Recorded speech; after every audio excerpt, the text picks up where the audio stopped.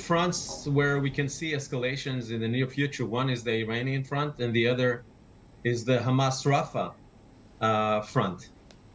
Both fronts are very disturbing, and the average Israeli, I do believe, would wish for things to really quiet down.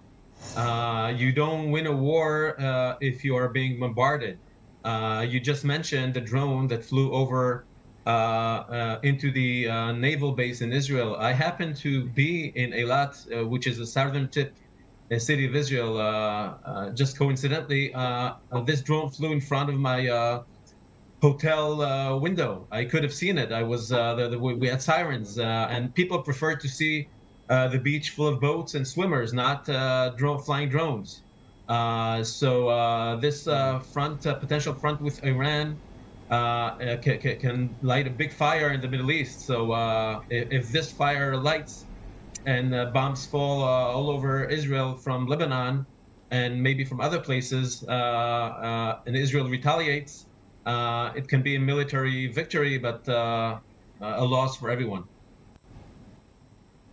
So expand on that for me. What does this look like moving forward? What does it mean for the security situation in the Middle East? And are we on the brink of a wider regional conflict now? Well, potentially yes, but we hope the United States, being cooperative and assisting Israel, but also being a responsible bystander, can grab control over things and quiet things down. And you have to add the hostage situation to everything, because you cannot escalate a war and get the hostages back at the same time. No wonder that the UN resolution 2728 from roughly 10 days ago mentioned both a ceasefire and the return of the hostages, because these things go together. And you will not see the hostages returning to Israel and bombs flying over the Gaza Strip or over Israel at the same time. It will definitely be tied to some sort of a ceasefire. So any escalation puts us much more far away from any ceasefire, and any escalation puts the returning of the hostages, which every person, every human being looks forward to, just put it at a farther distant point. Yuval, you make a good point there, and clearly that is what is most concerning about the prospect of opening up a second front in this war. I want your reaction to the latest talks that we've seen, though. You really do get the sense here that the United States finds it very difficult to believe Israel's explanations on the next stage of its operation in Rafah and how this can all be coordinated and completed in accordance with international law. The United States has a point, does it not? Well, President Biden visited Israel on the second week of the campaign, before the ground operation. And he sat with the Israeli cabinet in what looked like to Israelis like the new CEO of our country. He was sitting physically with the cabinet, and he was looking at maps, and he was approving operation plans. So, and the last word he said before flying back to Washington was, just please make sure that this campaign is conducted with full compliance to international law standards. And his Israeli counterparts nodded. But did they really? Because after he took off, probably this message did not filter down well enough along the commanding chain, and some very silly actions took place on the ground by Israeli soldiers, providing the prosecutor at The Hague with good, strong evidence against Israel of committing war crimes. So the United States is definitely not satisfied today that Israel took this warning seriously enough. So you know the saying, fool me once, shame on you. Fool me twice, shame on me. So the United States does not want this shame on the new campaign in Rafah. So no wonder it finds it very hard to believe Israeli assurances that that campaign in Rafah will be done in accordance and compliance with international law standards. Add to that now you have more than 1 million refugees in Rafah. And these are refugees that went down from the northern part, and now they're there. So how can you remove them back? Israel finds itself in a tough spot with the United States, and the United States finds itself in a tough spot vis-a-vis the world.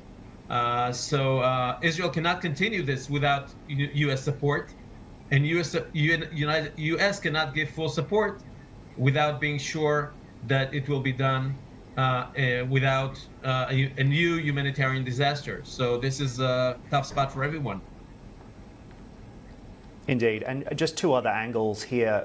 Clearly, the United States, it says, left blindsided by Israel's decision to go ahead with this strike in Syria. And at the same time, international concern also being raised for the humanitarian angle here, with aid workers being killed after a separate strike in Gaza. So, Yuval, clearly a lot to be unpacking and digesting here. But as all of this unfolds in the background, we've also seen Israelis come out in force in their thousands for a third day of anti-government protests on the ground. What do you think this means for Netanyahu's future? It's a question that we've been asking repeatedly over the last couple of weeks as the situation continues to deteriorate in Israel. Are we heading for early elections in your view, and is that even possible?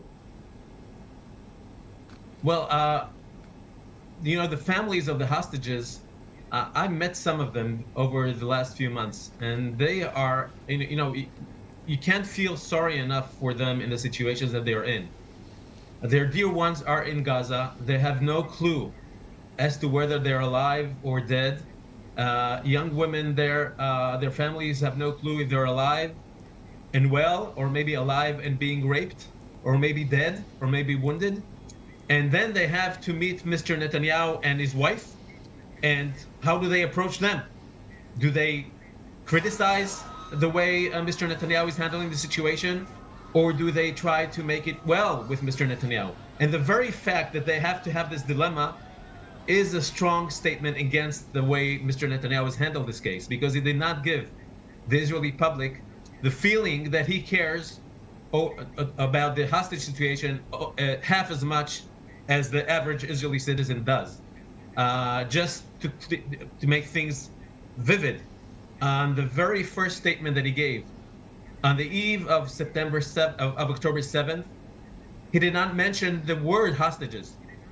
And when President Biden landed in Israel 10 days later, and they had an immediate press conference in Ben Gurion Airport, the first speaker was Mr. Netanyahu, Mr. Biden, and he was the first to mention the hostage situation. And only then, for the first time, Israelis could hear their prime minister relate to this disturbing issue. So they don't know where to lead their pain, because if they criticize the prime minister, they're afraid that he will sort of retaliate by not caring about the situation. Definitely, there will have to be a very, very strong, serious, heavy sacrifice in order to return the hostages. And there will have to be a ceasefire, and there will have to be a release of terrorists from Israel back to Gaza or back to other places in the world.